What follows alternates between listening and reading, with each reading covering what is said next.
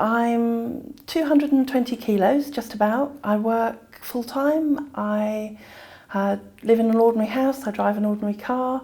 I do my own housework. I lead a really ordinary life. The only time my life really gets complicated is when I have to engage with medical services. And my health is generally pretty good, but like everybody, I'm getting older. I'm 49 this year, so I have to look after myself. And that's when life gets complicated.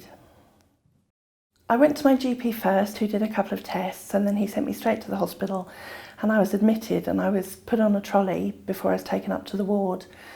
Nobody actually asked me my weight, which I found curious, and they assured me that the trolley would be fine for my weight, but nobody actually checked.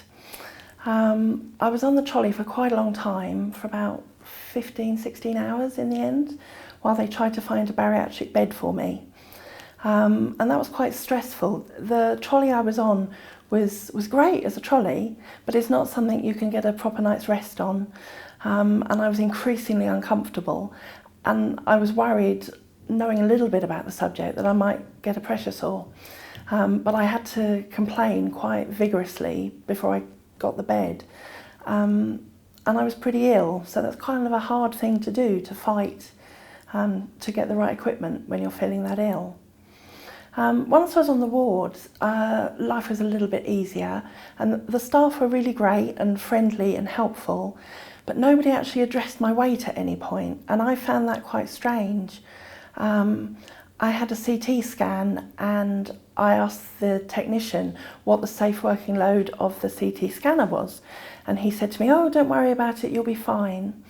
But that actually increased my anxiety quite a lot. I'm sure my blood pressure was going up, because all I could think was, there's a whole corridor of people queuing up to get a CT scan, and if I break this machine, I'm going to cause a lot of upset for a lot of people.